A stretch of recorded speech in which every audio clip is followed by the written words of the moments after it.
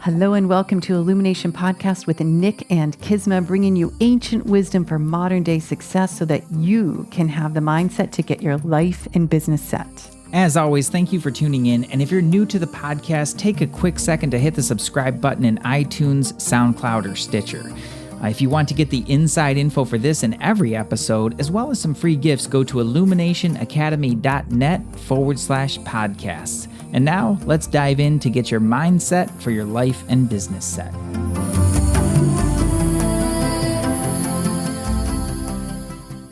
I hit record so that we don't miss anything. I think we should just get this. That's where it's going to drop in, is like right here. This is where perfect. The podcast starts. And let's do that. Hello and welcome to Illumination Podcast with Nick and Kisma. I'm obviously Kisma. And we have such a cool and special guest on that I think we're going to limit the pre-show banter, except to say, Merry Christmas, Nick. Merry Christmas. What'd you buy me? I can't tell you that yet. I know. Obviously, guys are recording this before Christmas. And we had a little bit of an interesting setup, which just shows the awesome energy that's going to be on this show. And I love your positive outlook on that. Yeah. Thank you. So, I'm just, you know what? I'm going to dive right in and introduce. I'm so excited. All of our listeners, that usually the show is Nick and myself, and we talk and we bring in, ancient wisdom for modern day success. And then we'll have a special guest like once a month. And this person, I'm not sure why I waited so long to ask her, because the first moment I saw her speak, I was like, we got to get her on the show. I think I was a little bit starstruck. But Susie Moore, who is basically an amazing and highly successful entrepreneur after having worked in corporate. And I'm going to have her tell us a bit about that. She is an author of a new book that you're going to hear about. She also consults startup companies in Silicon Valley and New York City to great success. She's on the Today Show. You can see her publications and her blogs on Huffington Post, Marie Claire. She lives in New York City, a world traveler. And you know what? I'm just going to bring her on so we can dive in. So hello and welcome, Susie. Hi, Kisma. Hi, Nick. Thank you so much for having me. This is so exciting. And you're so great, because I know it's right before Christmas and you're going to be flying to the UK, I think you said, to visit some family. So we're kind of excited that we were able to bring you on and that you fit this in. So thanks for being here. Yes, it's a magical time of year, right? It's a wonderful time to connect. I'm very happy to be chatting with you now. Aw, thanks so much. And, one of the things we'll be talking about throughout the podcast is your new book, What If It Does Work Out? And I was like, this is such a perfect title for you, because I know when I first heard you speak at Chris Winfield's event, I was like, she's so positive. Like, she's got it going on. And it's such an authentic positivity. It's not like the cheerleader kind of force it. Like, you are truly have this magical charm and positivity. And it so resonates with the title of your book. So I just want to have you start talking about this book and where it really came from inside your soul and how long it took you to write it and all of the juicy details behind it. I think the reason I wanted to write this book was because, like you said, Kisma, I have a corporate background. In many ways, I still consider myself a corporate person, because, you can take yourself out of the cubicle. So there's still a lot of things that, stay with you once you've worked in an office environment for so long. Yeah. And as I was, working I was always working in a sales capacity. And my most recent role was working at a Fortune 500 company as sales director. And I always liked my job. It was fine. I certainly could have stayed. Like, the money was good, the perks were good. I was certainly appreciative for what I was given. But one thing I always like to do is consider, like the 90-year-old version of myself, if I'm lucky enough to live that long. And I ask her, I ask old Susie, like, would you be happy if this is how you were living? Like, will I be high-fiving myself for this day, this decision, what it is I'm doing now? And over the years, I started to just not feel that way. I felt like I was kind of just really conforming and sticking around because something was easy. And just because something's easy doesn't mean that it's right. And I didn't want my work in a corporate environment in a tech, selling technology software to be my life's work. I knew it wasn't my life's work. And so I started sad hustling, right? As Yes. many people do now. As almost 1 in 3 Americans now making money independently of a paycheck. I started working as a life coach, and to attract clients, I started writing. And increasingly, the people who came to me were people who also wanted out of their job. They wanted to do something else too. So my book is basically a response to all the questions I've been asked. Like, That's awesome. over the years, my clients, people who'd always reach out and write to me, instead of always sharing my story again and again, I thought I can just put it in a book, make it accessible, affordable, and just, and share what I know. Yeah. And one thing that I guess, because I'm such a self-help junkie and I love personal development books, was a lot of books say follow your bliss, or leap in the next year, and I was like, but how? Right. I wanted something very practical. I'm a Capricorn. We're very practical. Yeah. So I wanted to create concrete steps for a reader, for somebody looking for help versus, rhetoric. I wanted to make it really real. Yeah. Well, you definitely succeeded. I mean, as I was looking through and reading through the book, it really does give you all those step-by-steps. And I totally picked up on your self-help junkie. I was like, oh, look at all these great quotes, And I knew right away. I was like, yep, she's one of us. I know. Oh my gosh. When people say, what's a good book? What's a good quote? I'm like, oh man, how long have you got? Yeah, right. Yeah. I think it's the greatest pleasure in life to read. I mean, in a way, I always feel like reading is cheating because I get to experience so many other people's life experiences on my sofa and not have to go through everything myself. I get lessons. I get the lessons, the experience, the learning, like the moral. I get the truth, wherever I am. I feel like someone actually said, I think it's Jack Canfield, who always said, leaders are readers. And I think that that's true because there's so much available to us. Yeah. There's a quote that we come back to time and again, and it says, the wise man learns from the mistakes of others and the fool learns from his own. Yes. And I've definitely been on both sides of that. I prefer the wise approach. Exactly. And this is also the beauty too of living in a world where everything really is accessible. We can learn from other people all the time. All the time. Yeah. And also, in the online world, if people create programs, and I love programs and courses, but for me, creating a book was important because I learned everything from books. And even when I think about people like, my mom's age, she's 75, she won't take a program, or a course, but she'll read a book. And so I just feel like it's a great equalizer. Exactly. Too. And especially for you, because you're such a great writer. And books are I never want books to go away. I mean, I raised my daughter on books, we lived in Hong Kong from the time she was 4 till 11, and she just read all the time. And she still reads, it's so important. And I love the feel of a book. I know Nick and I kind of talk about Kindles, and we have some of that, but there's something about opening a book, the smell of it, the words coming alive on paper. It's so great. Oh my gosh, it's orgasmic. I love it. I love it when I have a book. I'm like, sorry, gotta go. Some people are like, sorry, can't, working out. Sorry, can't. I'm like, sorry, gotta go. I'm like, yeah, I've got plans tonight. I won't say it's with my book. But it is. That's how exciting it gets over here. Crazy living. Well, I wanted to ask you, because you did a fantastic job of laying it out in a step-by-step way. And then kind of the opposite side of that, I noticed this quote earlier in the book where you said you don't need to know everything right now. You just need to know enough to get started. And it's kind of like, man, to me, that's such a big let go of not needing to have all that information. And I'm curious if you could talk about that. Do you find that to be a major sticking point for people where they need to know it all before they do what they're going to do? Is that something that you find a lot? It's such a good question because the truth is no one ever knows anything, really, do we? I mean, do we ever know anything? No. I mean, even if you ever speak to the most honest people, even the most successful people, they say, if you, one of my favorite people who I've ever interviewed is Sarah Blakely, who's the founder of Spanx. Love her. And she said she had no clue what she was doing. She still doesn't know. Yeah. Right. She says, but she has a lot of heart and she knows what women need and she'll just keep taking the next step. Right. So, no one else, I think if there's anything I would want to tell everyone in the world who wants to create a side hustle or do anything, it's no one else knows what they're doing either.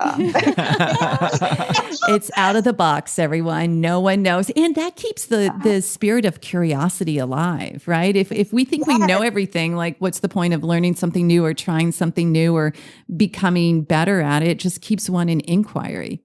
Exactly. And it keeps us young and it keeps us humble. It's like, who wants the Right. pressure of being perfect or an expert or a guru or whatever? I mean, like Right. who wants that? I mean, well, no one ever really is. Who defines that? Who says that? Who decides Mm-hmm. that? Really? Right. It's just up to us to make our contribution And and you, to lose. yeah. Yeah. And you talked about that in the book where you said you don't need to be the guru. You just need to be part of the conversation. And I was like, oh, that is Yeah. so great. Yeah, and for the perfectionists out there, and there are lots of you, lots of us.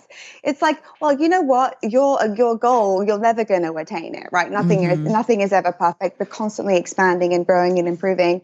So if you just kind of like lose that mindset, actually, my word for the new year is experiment.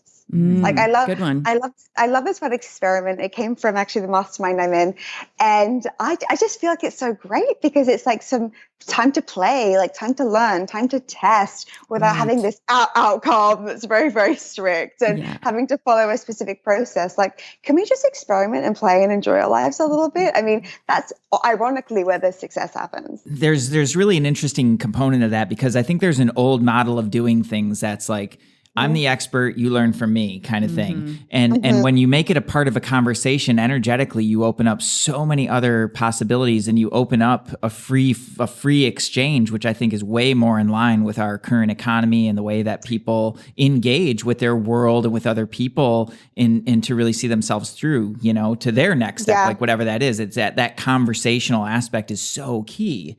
So I just love that you said that. Like, that's so cool. Yeah. Yes, and it's so funny because sometimes we just live in this prison. The biggest prison we can live in is like what other people think of us, right? And it's Yeah. self-imposed, and we're like, Yes. oh, I need to know exactly what to do so I don't mess up, and people think I'm a fool. Blah blah blah blah blah. It's like, really, there is no real right or wrong way to do anything. People succeed in many different ways, doing many different things, using their own styles. And by the way, and I don't like to always quote Steve Jobs because he's so quoted, like everyone's always quoting him. But the one thing that I love most that he said was that everything created in this world was created by people who were not smarter than you. Right? Like Wow. everything that exists, right? I mean, and he Yes. was like, he didn't graduate, like college dropout, total rebel, did his own thing. I mean, he was like, everything that we see in the world around us was created by people, and those people are not smarter than you. Yes. Oh, that's And great. Yeah. That's yeah, so super like, humbling. it is, right? And it's kind of like, I'm just going to do my thing. I'm going to experiment, and that can be enough. Like Yeah. that can be enough. One part in the book, you talked about fear really authentically. And I think this is so important for someone who is looking to either start a side hustle or they have a side hustle or they're like full on in hustle, like, and they're not in a corporate world. They have their own business. I know with some of our clients that come to us that people talk about fear of, is it going to succeed? Is it going to fail? And you, rather than say, don't have fear, it's not real, you address it pretty much head on. So I'd love to hear in your words for our listeners how you've managed fear and how you help your clients to do so. Yeah. So fear, I feel all the time, right? Constantly. I'm always afraid. I'm like, oh my God, am I going to mess up? Right. I always think too. And by the way, I know this, everyone feels like a fraud. If someone doesn't feel like a little bit of a fraud, they probably like don't have a pulse anymore. Like we all feel fraudulent. We're all afraid. And sometimes if I don't feel like I'm afraid, I probably I'm not thinking big enough or I'm not doing enough, right? If I'm in a safe place. But the thing is, fear never goes away, especially for ambitious people, because we push ourselves so much. Right. Our dream, as soon as you attain a goal, you're happy for about like 3 hours and then you're ready for the next goal. Right. This is so So true. like that's the purpose of our experience here on earth. We're here to be, constantly expanding. So you can acknowledge your fear, consider it like a friend. Like I love what Liz Gilbert says. She's like, it can be a passenger seat in the car, but it's not driving the car. Yeah. Right. You can put it there with you, be like, hey, I got you. It's cool. I know you're going to be riding with me forever. Right. Like, you're not going to make the decisions. I'm in control. So fear, once you accept it, because, hey, it'll never go away if you're living a life that's really true to who you are and what you want. Fear is very natural. We can accept it. We can, embrace it and love it in a way, but know that it's not going to be the driving force in your life. Yeah, that's really great. Back in my musician days, I remember one of my teachers would say, if you have fear or nervousness, do whatever you can to change it into excitement. So Yeah. like, before you go on stage, don't be excited. There's going to be that rush. There's going to be the adrenaline.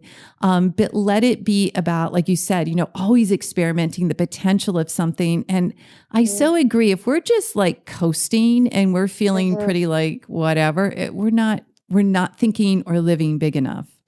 Oh my gosh, it's absolutely true. And somebody once said too that, fear is just excitement without the breathing, right? Without the, because we're afraid we like shut down, we don't breathe, we kind of freak out. Right. You just breathe through it. Like, and think about some of the best experiences you've had, like the nerves that you've had, the fear that you've had. It can really push you to be your best, So we can, if we can just look at it in a different way and just accept it and expect it too, right? Because courage really isn't the absence of being afraid. It's like feeling afraid and moving forward anyway. Yeah, that's great. And realizing too that what it is you want to do or achieve is more important than that fear.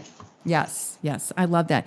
Speaking of breathing, I know that I don't remember if you talked about this at the event. I heard you speak or I saw it elsewhere, but you talked about setting up your day of always putting something in your brain as you're getting ready in the morning, like something in your brain, your mind that is substantial. I know we spend time in the morning doing a specific routine, but can you talk about that? Like, who is it you want to listen to? Do you meditate? Do you move? What's your morning routine like? Yes. Oh, what a good question. So because I'm so obsessed with self-help and I'm not ashamed about this, right? Like I'm very, very open about it. I don't know how anyone gets through life without a self-help book constantly like in their bag or on their bedside table, or, some inspirational podcasts or some great YouTube videos kind of in the background. Yeah. I'm always consuming stuff. And I love Abraham Hicks. I mean, I love Wayne Dyer. I like read, reread, listen, re-listen. And I think it was Zig Ziglar. He said, motivation doesn't last. That's why, no, he said, I want to get it right. He said, "Oh, showering doesn't last, right? That's why we have to do it daily." It's the same with motivation, right? It's the same with inspiring yourself. You can't just be like, "I'm having a bad day." If someone says I'm having a bad day, I'm like, when was the last time you did something that was for your mindset? Right. Like your mind has to be controlled. And the beautiful thing is like, your thoughts, what you choose to consume, how you choose to fill your mind is completely up to you. Nobody can change that. And so when you learn to master your mind, you do have some rituals. I don't have any crazy rituals. Right now, I just listen to Abraham Hicks for like 10 or 15 minutes every morning. Okay, that's great. But it's like something like the vibe is good. It's inspiring. It just kind of gets you going. Yes, absolutely. And some people don't have anything like, day to day. And in fact, speaking of Sarah Blakely, she would listen to Wayne Dyer every day when she was driving to school, when she was a teenager. So like, what a great way to feel to feel your energy. Right. I know for me, if I start my day with emails, Facebook, the TV, forget it. Kill me. Yeah, I might as well just go back to bed and like call it done because the day is not going to be going very well. Yeah, it's like game over. Yeah. Game totally over. And you don't want to start your day in like this reactive place. Like that's just not where you want to be or where you want to be in. And even just like I think like the first 10 or 20 minutes of your day completely set the tone for the rest of your entire like 24-hour experience. Yes. And that's really special. Yes. And I think it's important too, for me anyway, one of the pieces that I connect to is just remembering why the heck I'm here and why I'm doing what I'm doing. It's so easy to get sucked into all those little things and all the task related stuff. And it's like taking a moment to step back and say like, oh, I'm a human being. Like this is amazing experience. And this is actually what I'm here for. Oh, and I happen to do all these other things along with that. It's just a very, it just changes the whole level of perception in my mind. Yes. Oh my gosh, that is so true. And this is why I love always, I mean, this sounds morbid, but it's not. I find it very life affirming. I always like to think about death and contemplate my own death. And I like to always think about regret, right? Like, will I be regretting this or will I be happy I did this, know? And so we're all going to be dead soon, right? Like it's going to happen. It's going to happen. There's an old joke or expression that, death has a 100% success rate. So it's coming for you. It's coming for you. So it's like, what if our lives were forever, if they were perpetual, they wouldn't mean anything, right? So we have to remember like how meaningful they are, and every day just connect to who we are and our reason for being here. And it really is a choice, don't you think, that in any given moment, is this giving me life or is this just marching me towards my death? It really though. I mean, I really appreciate that because it kind of puts that, it really makes the decisions that you make, it really puts them at the forefront of like, wow, you never know when you're making that one decision that can really change your life. Mm-hmm. Yes. And I mean, even when it comes to small things, like, you know what it's like when you're busy and you haven't necessarily got time for every single person, even though you'd love to see people. Mm-hmm. One time recently, I saw somebody, I wrote about this. I saw somebody recently because, she kind of kept asking and she said, let's do tacos. And I love tacos. And then, and look, she's a great girl. And, we were having some margaritas and some tacos. But I knew it wasn't something that was going to like really serve my soul. You know what I mean? I kind of felt like a bit bad. And like 17 minutes into our get together, it was 6:17. I remember because I looked at my clock. I was like, I don't have to fill an hour with this woman. I think she's lovely. Like this is, a cool, nice, fun thing to do, but I'm not going to do it again. Yeah. Like there are other things that I can be doing. Like, is this a good use of my time? And that's relevant. You again in the book talk about choice. And, like every moment of every day we're choosing, is this in my highest and best or is this in my highest and best? And whether it's the people we're around, I remember I cringed a bit in something where you wrote, we can, how much time do we spend on Facebook or social media on average? And you're like, you could be taking that and putting it into your side hustle. Right. Yes. Yeah. I know. And look, I watched the whole Crown in like 2 days. Like, and that, look, binging, enjoying yourself, doing these time-wasting things. There's an old expression. The Crown was great. The Crown is great. There's this old expression that time you enjoy wasting isn't wasted time, right? Yes, so for me, it's like that's a pleasure, and I even batch that and enjoy that. But a lot of the time, I'm not pleasing people like I used to. Yeah. Like, and of course, I want to be liked and accepted, and I don't want to be rude, but I'm much more intentional about what's going to work for me. And I see people, I see successful people do this all the time. They have a great system of, how they make decisions and what they do and what they don't do. And I've made a choice to be a lot more like that too. And it has made a big difference in just how I feel every day. Well, I want to circle back to that actually for just a second and sharing your dream, with somebody that's close to you, sometimes family, like sometimes they can be the worst people to share that with and they can be the biggest time sucks as well. So, how do you help people through that part of the process of, who they share those ideas with? And if you've got people in your, your close friends or family that are really draining your energy and you're just sitting there thinking, yep, this is definitely not helping me get where I want to go. How do you help them draw that boundary? That's a really good question, especially, like this time of year and people are always around their families. If someone has an idea for a side hustle, and by the way, if you have an idea and you feel like enthusiasm about it, it's probably a very good idea. You don't want to share that with someone who's not going to be like all about it.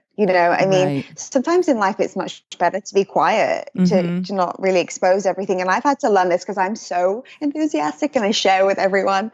And increasingly I've learned that it can be better to just limit what you share, limit like what it is that you kind of make yourself vulnerable, and open up to people who are only going to support it. And if they have an opinion, it's a loving opinion, like a loving, informed, opinion versus like, oh, well, that's stupid. I mean, if you speak to a lot of people, some people still think it's really weird that I left my job, they think it's so weird. Right. And people told me at the time, my other corporate friends, like, why would you leave it? It's so great, and so, but I was asking the wrong people. Like that was my fault. Yes. Right. That was my fault. And I took responsibility, for that. But I have to say too, life does change. And it's one great thing is, we really do get to choose who we spend time with, who we share with, who we let into our, almost like, our own inner circle each time, who we let our share our secrets with and, share our dreams with. That's a very sacred, that should be earned by somebody, that's a sacred thing. Yes, I so agree. I share that with some students in a couple of my courses. Is like when something good is happening, I want you to celebrate, but avoid talking about it to too many people because sadly, sometimes the human nature is to come in and squash a dream. Whatever that reason is they're jealous or they're worried, sometimes family members will be worried you're not going to succeed. And I think there is so much value in that, keeping it close, having your few trusted people And in the same, when something isn't going exactly like you want, if you start talking a lot about that, people love, misery. Like they'll just come in. So Yes. yeah, And it's interesting. often if someone is like kind of, like shaming your idea or has an opinion about like your idea, it's their reflection on them, right? It's like, oh, I never could realize a dream, so your dream's not going to happen. I don't want that to be realized. And some things are so special too. If you feel something like, internally, your intuition is so strong. It's better to keep it quiet. In a way, I think, like if a woman is pregnant, she doesn't tell people until like a certain point, like after a certain time. It's like, because it's too like, it's too delicate, right? And it's too special and important to be sharing, right? So like you can do that with your ideas. Like you can do that, you can protect them and guard them and like nurture them. And then like when they, take their own life, then that's awesome, right? Because people will see. But when something's like very, very precious, you can hold that close to you. And there's something wonderful in that too. Yeah, that's so beautiful. That's what I was just thinking that same thing. It was like, it's like a little baby, And Yeah. you wouldn't just throw it out there to the world like, hey, good luck, Yeah. It'll get torn apart. And that's sad. I think so many great ideas and so many great people never really get out of the starting gate because it just gets torn down before they even get there. And that's just sad to me. Yeah. It's really sad. Yeah, and this is kind of, different to speak about something like kind of tangentially here, but like even sometimes when I see men and women in a new relationship, for example, they've had 2 or 3 dates and they want to break down and dissect the dates or whatever with everyone who listens. Oh, yeah. It's like, don't, how about you just explore that, right? Yeah. Like you just let it be, keep it to yourself, enjoy it. And then once it comes to a point of, something being established, then you can be exciting and you're happy to share that. But not everything needs to be shared immediately, and some things are really just for you in the early stages. Yeah. And I think you're touching on something that really speaks to even deeper level of really being able to sit and be with yourself, to tune in with your own intuition, your own intuitive hits, and your own innate knowledge to decide for yourself. And I don't know, that was my biggest takeaway from reading the book too, is like take control of your life. Yes. It's so powerful. I wanted to bring up that topic because it seems like a different day and age. Like when I look at my parents' generation, maybe even 30 years ago, where people would stay with a corporation for 30, 40 years, and that was it. And my dad sold insurance for like, I think almost 40 years with State Farm. And that was his life. Like that was his career. And so many people did that. And it seems to be a very different climate these days. And I'm wondering if you can talk a little bit about the importance of having your own thing or being like fully responsible for your own income and how that works in your life with a side hustle. So that's such a good point, Nick, because those days are over. I mean, this job for life, retirement, gold watch, blah, blah, blah. Like that just doesn't exist anymore. It was wonderful, like, while it lasted for people who benefited from that and who were served by that. But I mean, look at graduates. They can't get jobs, right? And very qualified, experienced, brilliant people are out of work, looking for work. And in 1990, like 90% of Americans had a paycheck and a boss. And now it's like less than 2/3, right? So it's less than 60%. So even if you think about like just the freelance economy, a lot of it isn't even because someone intends to start, running a business. It's because they've had to, right? So the best thing you can do is to be on the proactive end of that, right? Versus the, oh my gosh, I've lost my job, but I'm not sure if I'm hireable. I've been in one place, whatever it may be. And it's never been easier or better to do this.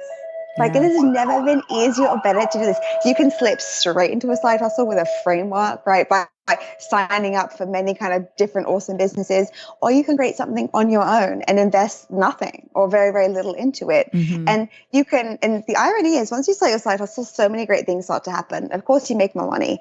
You start to feel kind of creatively fulfilled. A woman said to me, I feel like I've got my life back. Because she felt like she had certain power. And ironically, I also hear a lot that some people get pay raises, right? They get offers for new jobs because they're not coming from a place of neediness anymore. Yeah, their wealth containers expanding, like they're in potential. I love that. What do you feel this is doing to the economy overall, at least in this country or worldwide? More and more people having their own business, the millennial group just going out there and creating just cool things all over the place. But where do you see this going? I mean, isn't it so wonderful? For any business to succeed, it has to solve a problem, right? It has to Yes. add value. Hmm. So if more people are adding value, there is only good that comes from Right. that, right? Right. There is only good things from people doing work with intention that solves problems and adds value. And you Yeah. can solve you can solve a problem as a dog trainer, as a matchmaker, as a party planner. I mean, it's unlimited what you can do. But if you're in a place of giving and, making other people's lives easier with a product or service, like what could be wrong with that? Like Yeah. Yeah. nothing, I right? love it. That it's only good. There's so much potential. Like it makes me so excited even just thinking I about could the tell. potential I think that we all everyone with a side hustle, have to yes, add to giving. I love it. We everyone with a side hustle needs to be focused on you. Yes, absolutely. And so, I mean, so somebody said to me, well, not everybody needs a side hustle. And I posted this story. I think it was the Prince of, please forgive me, it was like Norway or Denmark. I can't remember. It was a European prince who's been side hustling as an airline pilot What? for over, for over for over 20 years. And I was like, that's what I say to people who say not everyone needs a side hustle. And clearly he didn't do it for the money. In fact, he only got discovered because people could recognize his voice when he made announcements Oh on the phone. no. But this member of royalty, this monarch, has been side hustling as a pilot. I That's mean, the isn't that, best. isn't that incredible? It's like this really can be for anyone. Anyone. Now, I'm curious. This is, I think, kind of related to that in the sense that I've heard it said that it really does not serve you to just build a career anymore. It's really necessary for people to be building a personal brand around that as well. I'm not saying with the website and everything like that, but for people to really to know you as the individual, not you as this part of that corporation. I'm wondering what your thoughts are around that. Does that relate to is a side hustle necessary to that, or is that something that you can do within a corporation? Yeah, a side hustle is so complementary to that because, I mean, do you know anyone who really thinks that they're their job or feels like just their job is a fair, like is who they are? I feel like, oh yeah, so, my job is I'm a nurse, right? Mm-hmm. Someone might be a nurse and love that, but they're also more than a nurse, right? Mm-hmm. We're all human beings. We all have so many gifts and talents that are untapped. There's a survey that said that 87% of Americans are unengaged at work, right? Meaning Wow.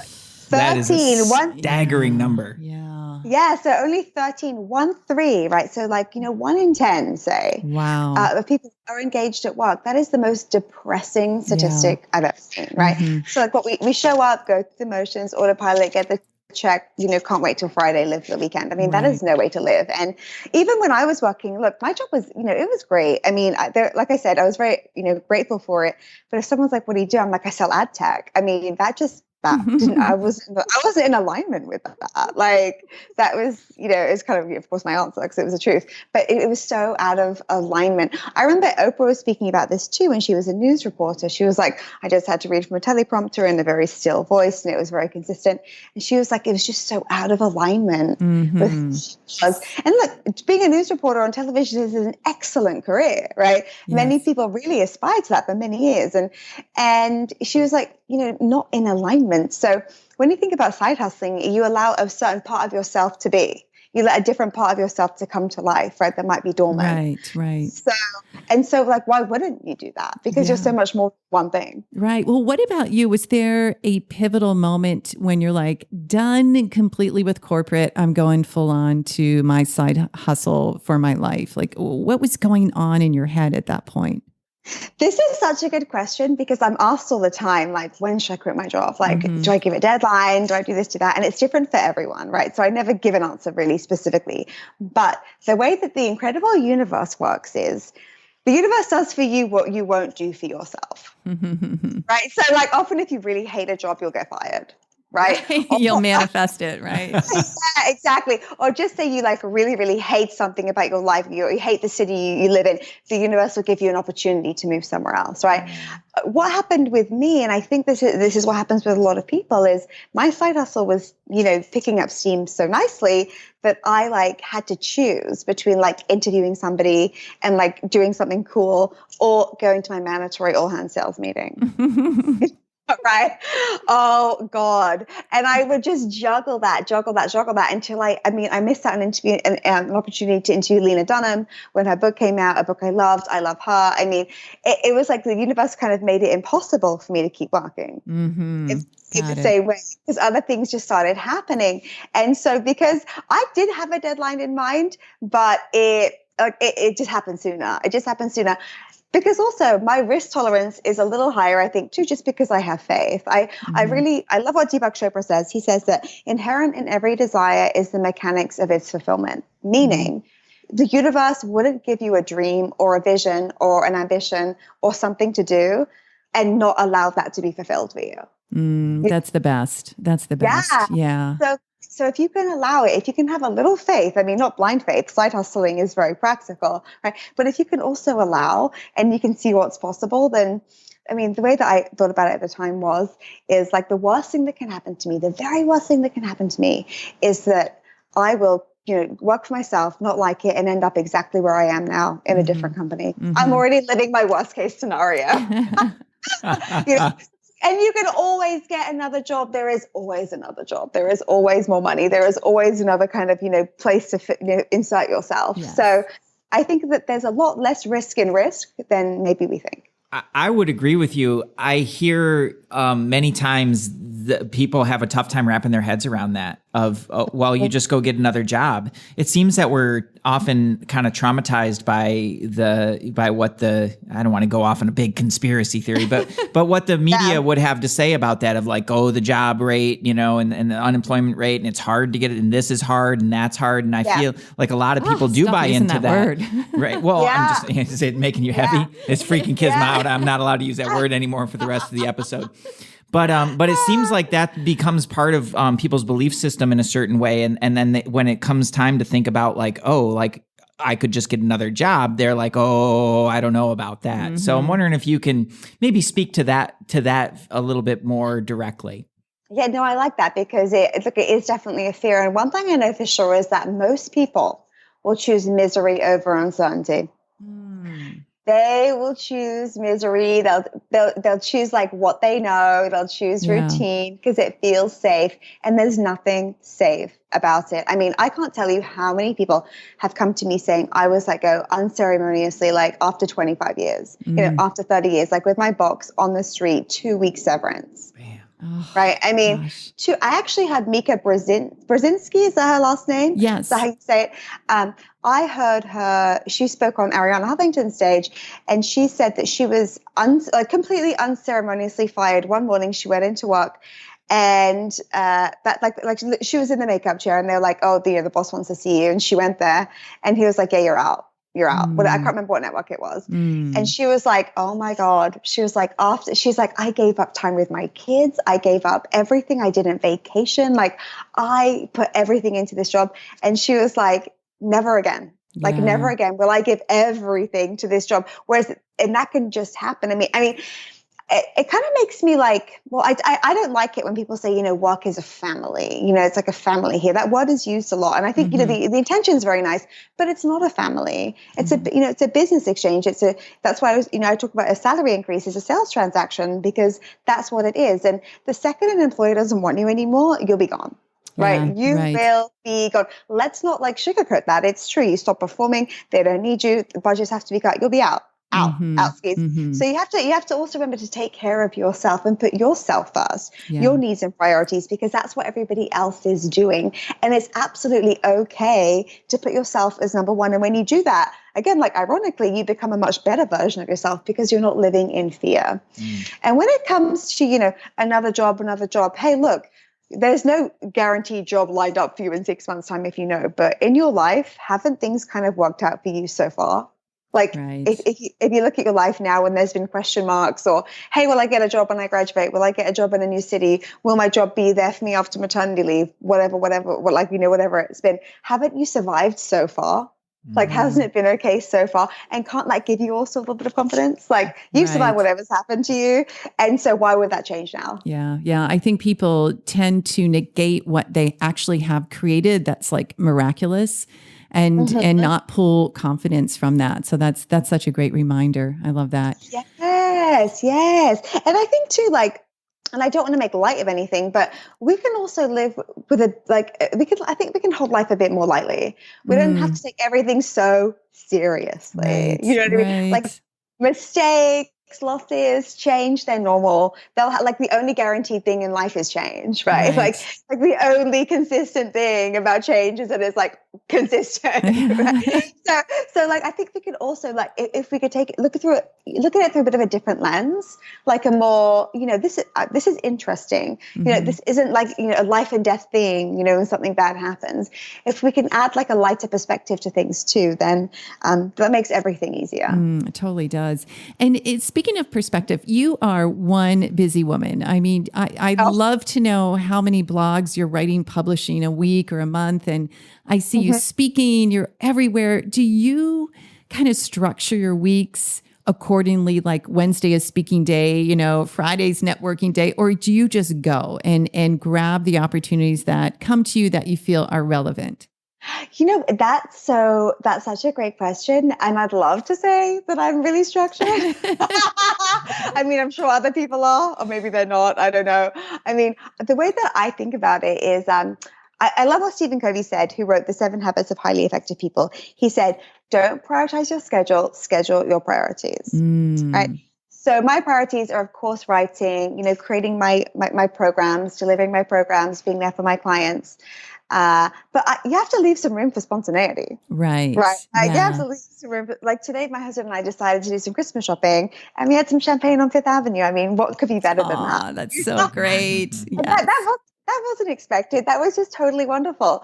And I think that the most important thing to know is like, what's your intention? Like, what do you want to do? Mm-hmm. Like have it clear in your mind, like what success in your life and business is, which is, often like a larger vision.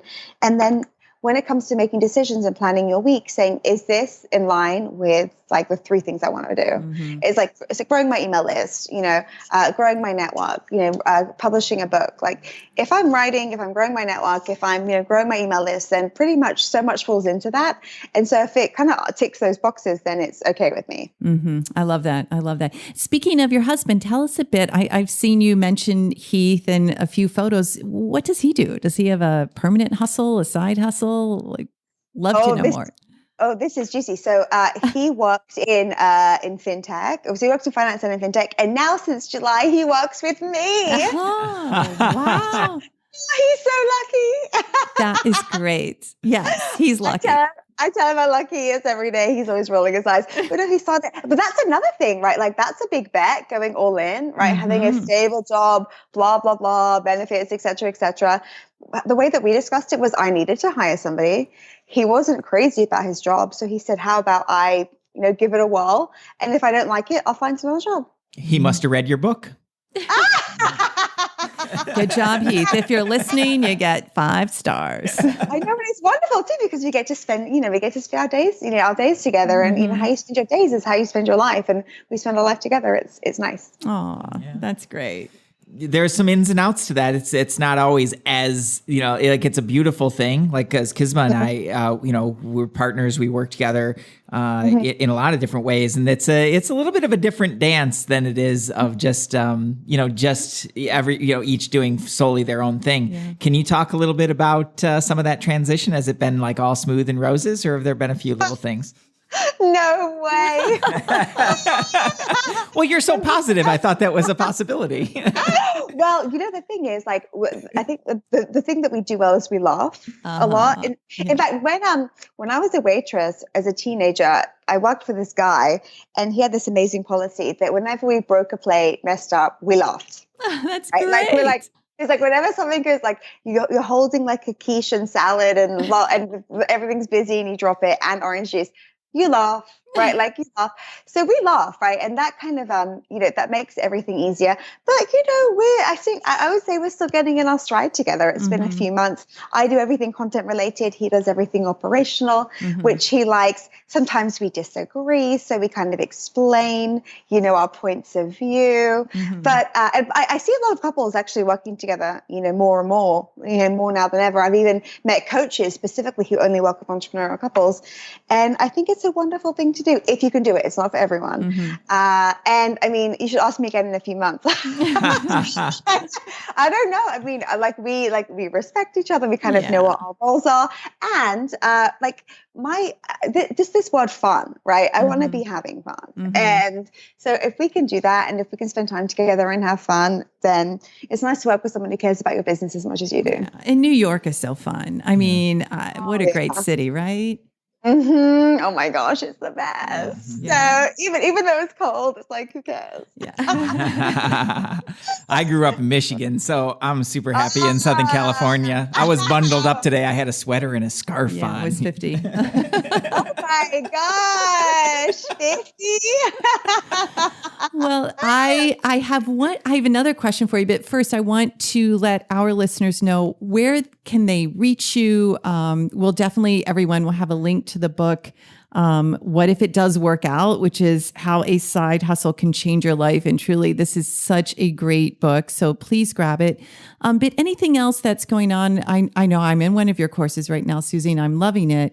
But how else can our listeners get a hold of you? So probably the best thing to do is to sign up for my free weekly confidence injection on my website, which is susie-more.com. Mm-hmm. And if you're interested in checking out, starting a side hustle, you can check out my program, which is at sidehustleMadeSimple.com. Oh, great. And we'll have those links for you in the show notes. That's awesome. What about where they can pick up your blogs? What are some of the most recent publications? Oh, gosh, everywhere. I know, you're everywhere. Well, I think this is one of the great things that I always love to talk about, because guest posting, blogging, it's still very, very uncommon in terms of very few people are doing it. Mm-hmm. So it's a wonderful time to kind of enter the kind of guest posting, guest blogging space. So, I write a lot for Business Insider. Right now I'm working on a piece for Money. I write for, Greatest. I have a column there every Tuesday. I'm doing another piece for Well and Good. I mean, I like to write everywhere. And I think that, writing specifically, people do ask me about that a lot, which is why I created my program, Kismet, that you're in 5 Minutes to Famous, it's a wonderful way to make an impact. This is kind of like almost like having a book, right? Yeah. It's like, of course you have products and services to sell, but we're all in business to make an impact, right? That's why we started. And so putting out what it is, your advice, your content, your thoughts out there, I think that that's a wonderful way to reach a lot of people. Yes, so if you Google me, you'll see me everywhere. I'm like a little hoe online. You are. You're everywhere. I think there's actually 10 of you, and you're just not telling us. Well, there are also, ways to make it easier, like that. That's why, when you write, you can repurpose. There's so much magic in it. And really it's available to anyone. It's a free market, right? It's a free press. So it's a time to take advantage. Oh, that's so great. And, one question I love to ask guests is there anything that you really want to do in your life that you've yet to tell anybody? I would like to, as a regular woman with a lot of heart, walk down a catwalk. Oh, damn. That's a great one. You heard it here first, everybody. Victoria's Secret, call me. Yeah. Add my number. We're going to start tweeting. Careful what you wish for. You know what? Because we all want to see regular women, right? With heart. That's it. That's enough. That's beautiful. Yes, I love that. Okay, so be it. It's done. It's done. I'm lost. Oh, that's beautiful, Susie. Thank you so much. Hey, before we sign off, any last words of wisdom for our listeners? Maybe it's about de-stressing, or, I love what you talked about, joyfulness and laughter in life, but anything else you can think of that you'd want to share? Actually, because this did come up today, because I purchased something for my husband. I got him a new wallet while we were shopping today. And the man said to me as I was buying, he said, "Thank you for making this fun." Right? Because I don't know, we just had a fun time.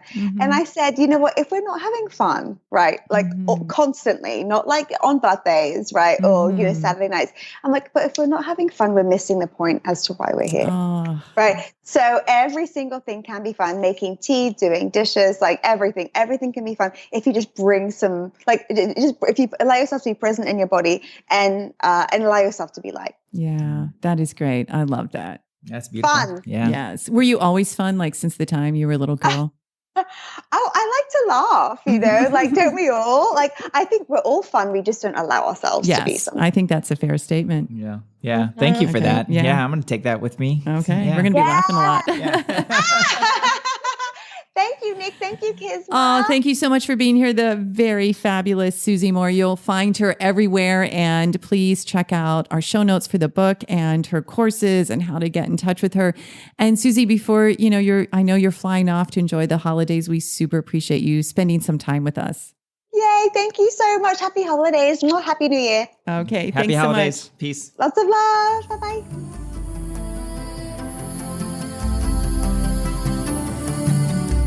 Hey, thanks for jamming with us today. And if you enjoy Illumination Podcast, please go ahead and share it with someone you love. Give us a rating, review, download our podcast. And remember, you can find us at illuminationacademy.net/podcasts. Talk to you soon. Namaste.